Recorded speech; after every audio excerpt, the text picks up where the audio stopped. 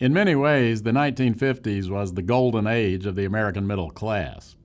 Certainly, it was a decade in which Americans, especially middle-class Americans, bought consumer goods at a record rate. What demographers call the baby boom was perhaps the most amazing social trend of the post-World War II era. The total number of babies born in the U.S. between 1946 and 1964 was 76.4 million. Since the total population of the country in 1964 was 192 million, the baby boom generation represented almost 2/5 of the entire U.S. population.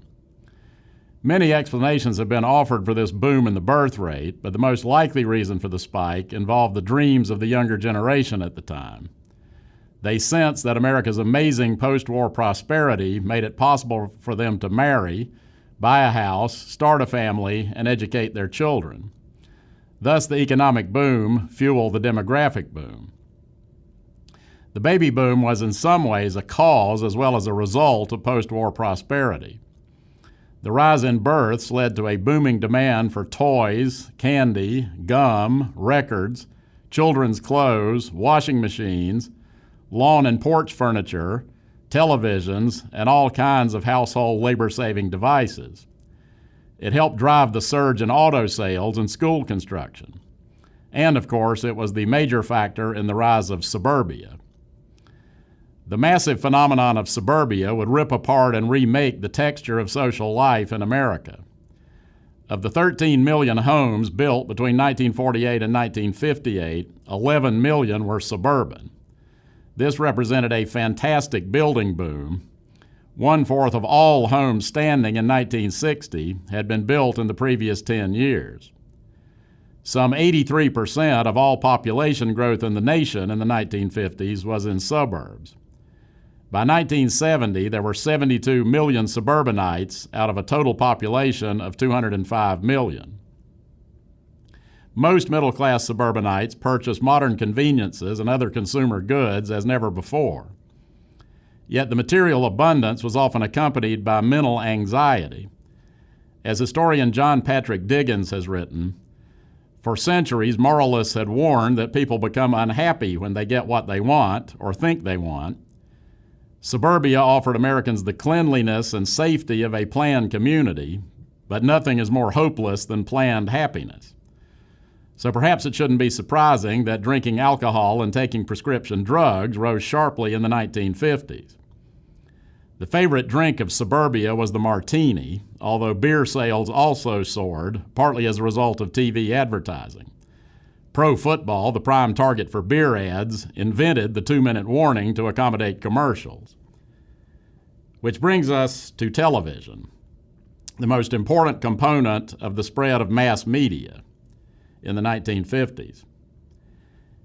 In 1948, Wayne Coy, a member of the Federal Communications Commission, the FCC, said, "Make no mistake about it, television is here to stay.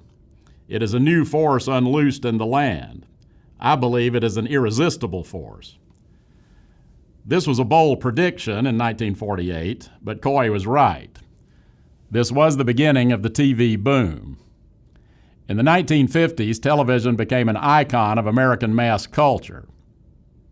But in 1961, Newton Minow, chairman of the Federal Communications Commission, challenged television broadcasters to spend a day watching TV, which he described in a memorable phrase as a vast wasteland.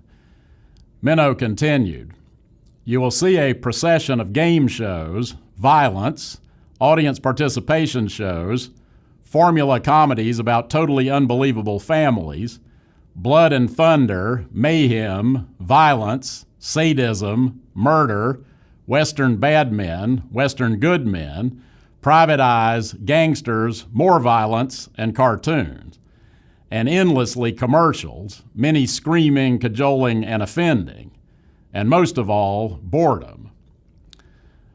Although there was much to recommend Minow's description of 50s television, most Americans were in love with TV, which also helped increase the popularity of other aspects of mass culture, such as spectator sports and music, even religion.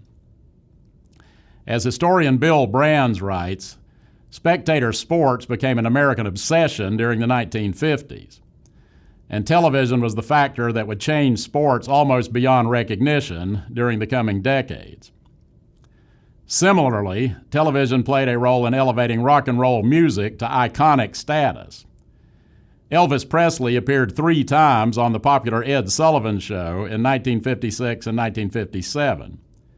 An estimated 54 million Americans watched Elvis on one of these shows, the largest audience for anything on TV up to that time, and not surpassed until 67 million tuned in to see the Beatles, also on Ed Sullivan, in 1964. Finally, the 1950s also saw the beginnings of what later came to be called televangelism.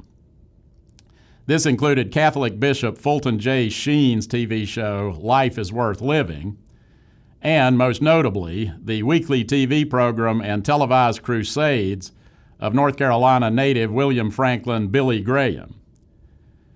Historian James Patterson says of Billy Graham, Graham's remarkable visibility testified to the eloquence and intensity of his preaching, to the eye-catching theatrics of his massive revivals, and to the special care that his increasingly large staff devoted to marketing.